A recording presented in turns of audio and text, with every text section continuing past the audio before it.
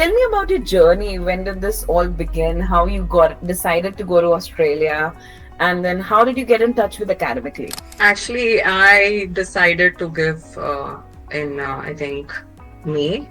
Okay. I think around first week of May. One of my friend actually already signed up for it, and Okay. she told me about Academically. We have a lot of fresh pass outs who Yeah. tend to say, should we just sit and prepare or should we work somewhere?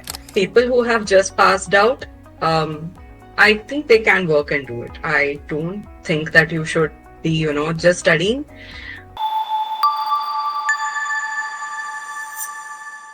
Good evening, everyone. I'm Dr. Snigdha Sharma, Academic Head of Medical Courses from Academically.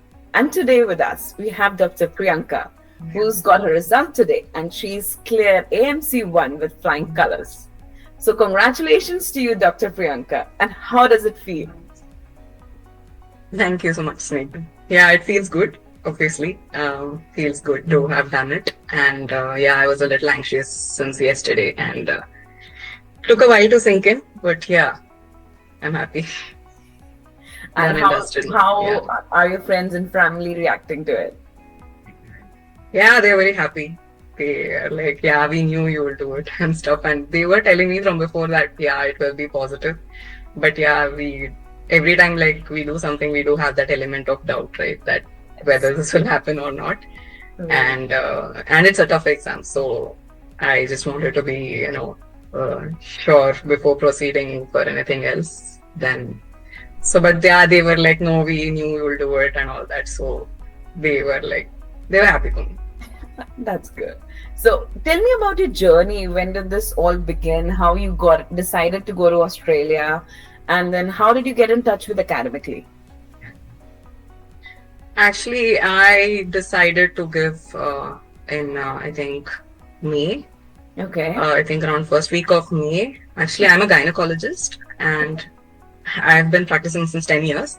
Okay. And I was not, this was not at all in my agenda actually, doing the AMC Part 1 now after 10 years and then going to Australia, thinking of going to Australia. But few things in my life changed this year and I kind of decided to move. And I was exploring other countries, but then I did stumble upon Australia also. And then I just did my research regarding EMC and how is the work life and everything in Australia. And I kind of felt like maybe that is where I want to move and I want to continue my professional career. So I thought it would be good also for my career. So that is why I picked Australia. And one of my friend actually already signed up for it. And she told me about Academically. And then I got in touch and then after that I signed up for the course. And the course it's already started in April, but then I signed up in I think first week of May, I think I signed up for the course. But hats off to you, considering you started in May and gave it in November, and it's already done. Yeah. So, but considering you have a 10 years of clinical experience, but we all know how difficult and hectic a life of a gynecologist is. Yeah. So we have a lot of fresh pass outs who tend to say, should we just sit and prepare or should we work somewhere? So how would you guide them and tell them how to balance family, work, and study along and preparing in such short period of time? It's actually hard because I am not sure about my day because it can go anyway. Only my OPD hours are fixed and my emergencies can. Sometimes I have to be up the whole night also when I get emergency delivery cases that I can't really predict my schedule. So it was a bit difficult in the beginning, but towards the end I did take a break for a month. And I scheduled only elective cases towards the end so that I know my schedule and I can put in that many hours. People who have just passed out, I think they can work and do it. I don't think that you should be, just studying because given my exam, I gave it on 8th November where I did not have many recalls as such and I did not have much of theoretical questions. It was mostly very clinical, my questions, the questions I faced, and it was very long scenarios with a lot of multiple comorbidities of patients and mostly emergency department scenarios. And that actually, I felt like my clinical experience did help me a lot during the exam. Because I feel now they are concentrating more on the clinical part of it. Yes, they are. Than just giving you a two-line question and just some answer which you can remember and this thing. But this you have to go through the question and understand what the clinical scenario is and stuff. So that did help me. My clinical experience did help. So people who have just finished, I think can definitely work and give the exam. But maybe towards the end, you do need some kind of work to put in more hours. So I would suggest maybe take a break 1 month before the exam. That would do. Otherwise, consistency is very important. I would usually give at least 6 hours a day in the beginning. Okay. I joined the course in May, but I could not attend all the live lectures because of my work, and I would end up seeing the recorded sessions and stuff. Yeah. So actually, I did start preparing only in June. Okay. I did But not. you started So May with and 6 June hours. was June, I think after 15th. I had actually gone for a laparoscopy course also in June. So 15 days I was in Delhi. So doing my laparoscopy course, and I did not have any time at that time because the course goes on from 8 a.m. to almost 6 p.m. And, only after I came back from the lab course that I actually started studying. So June 15th, beyond June 15th only I started, But then before that, I just got myself oriented because I did finish my post-graduation only 10 years back. So my MBBS batch is 2005 and I did my final year in 2010. So I had to really go and back to school and study my medicine and surgery and ENT and ophthalm and statistics and all that. So that was a little bit, it took time for me to actually go back and open my books. But if you can do it with such a hectic schedule in such a short period of time, anyone can also try. All of the new pass outs can give it a try at least. Yeah, definitely. I think they just have to put their mind to it.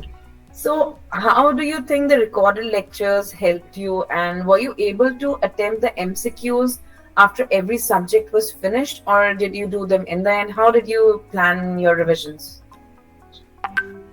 Actually, it took a while for me to understand my process because I am a little bit into making notes. I do have to make my own notes, and I can't study from PDF, and I can't study from directly from this thing. So it took me a while to get into the process, but I think everybody has their own process, right? It's not that my process would help anybody, but recorded lectures did help. I used to try to see as much as possible. Not that I completed also everything, but the PDF I did go through.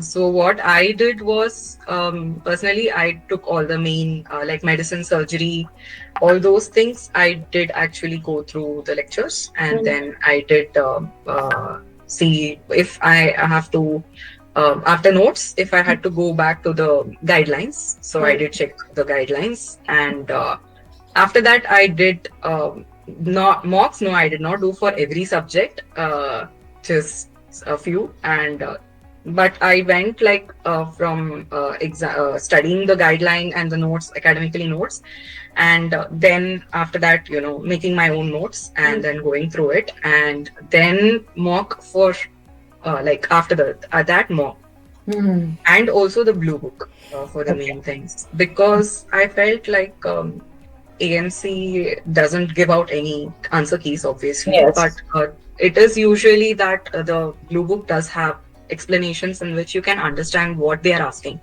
So in this exam, you can't give the answer you want. You have to understand what they are asking you. That is the main challenge, actually. And being IMGs, it is very important for us to understand their mindset and the way they are practicing and what they want us to answer. So it's single best answer. So it is usually, there are 2 or 3 answers which are right also sometimes. Especially in clinical scenarios, I would have probably decided to do something, but the AMC wants me to do something else in that So scenario. So they that will happens. not like, it's not like that. My answer could be wrong also, Yeah. even though if it's a clinical question. So all these things are there, but Blue Book does help in that. Like if you can read the explanation, you can understand the thought process of the examiner. Yes. So I think cracking that is a little important. But the small subjects like ENT, Ophthal and all, mostly I did not read like a lot of text. It were mostly the mocks I went Okay. for and the repeated questions. Okay. So I took the opposite approach for the shorter, Subjects. topics like ENT, Ophthal, statistics, Hmm. and other things. And the main things which are like OBG, pediatrics, medicine, surgery, Hmm. and endocrinology. All that I kind of did study a little bit of the PDF notes, the and notes and the guidelines. Yeah, the notes and the guidelines.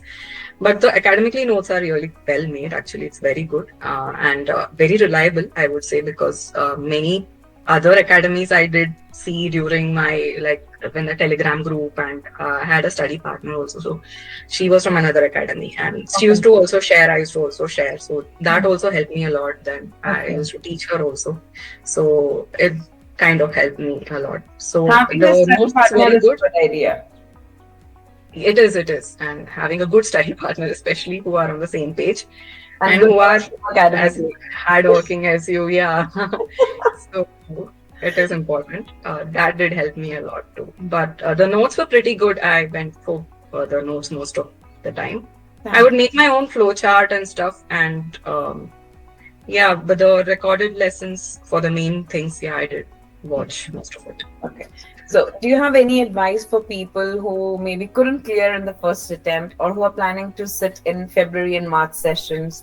How to gear up for preparations?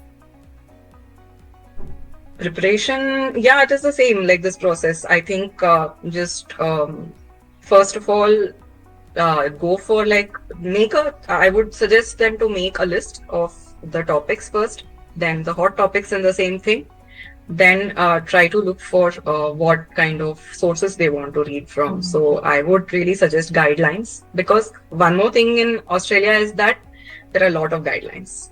And there is a South Australian guideline, and there is RACGP, and then there is therapeutic guidelines, and then everybody suggests you to stick to one of that. So, but I ended up sticking to RACGP most of it, and South Australian guidelines for OBG most of it. And so those things are there. So you have to find your source, and whatever you find is reliable, and then you kind of make notes, and then you can go about it. But I think revisions are very important. Go through it because it's not that sometimes one person would read it twice and then would understand the concept and remember it, but some people need 4 readings. So it completely depends, but consistency and I think revisions and recalls also at one point. But I can't say it can't like be really dependent on recalls also, Yes. because I didn't get many recalls, and I was like, okay, that's a bummer. But many people had got in the first 2 days, and the next 2 days also they got, I think, more than 50-60% were recalls in there. So it all depends. But I think your hard work definitely would make a difference. And I think revisions, and they can stick to their study plan. But yeah, they can do it. It's also, I would say that if they are giving for the second time, I know it is very difficult to sit through it again and do all that, but I would suggest sit and at least work on your deficiencies. Once we realize our deficiencies and the subjects we are not that great at, and then we can do it again, then yeah, maybe that would need a little bit more stressing while studying. Yeah. But otherwise, I think it's doable, definitely doable. And not that they should lose heart. I would definitely recommend it. So, did you attend the recall session that Dr. Udara took? Yeah, I did. Yeah, I did. Did you find like it helpful to help you align in how to answer the questions, like the answering process? So, Yeah. I think moving Definitely helps forward, because such sessions would help students train them for attempting questions in the final exam. yeah. Actually, like I said, the thought process of answering that question, Yes. it is very important. because it's a foreign exam, and we would be doing something very differently in India. Because I've been practicing OBG since 10 years, and Yeah. there are so many things which are different there in OBG. And there are some scenarios where we'll be doing C-section a little bit earlier. And obviously, I can't mark C-section for that answer because we're doing it here. So since they are the faculties from Australia and they have been working there, obviously the thought process which goes into each question, especially ethics questions, Yes. are very, very important. So I would really suggest those that really helped me to understand the thought process which goes into answering these questions. Okay. That's a really good insight. And I hope the students who are watching your interview when we publish it, they understand the importance of attending these recall sessions to help them attempt these questions the way examiner wants. And you're really stressed about that fact in this interview. Yeah. That is. And especially from your clinical point of view, like you personally saw the differences. So that's a really great insight for all the other students who will be attempting in future. So on this note, thank you so much, Dr. Priyanka, for joining us. Thank you. Congratulations once again. And we as a team at Academically are really happy that you cleared it in a go. And we are happy we could be part of your journey where it made it easier for you to attempt this exam. Yeah, thank you so much. It did really help me a lot. Thank you so much, Dr. Priyanka. Thank you. Thank you for this interview.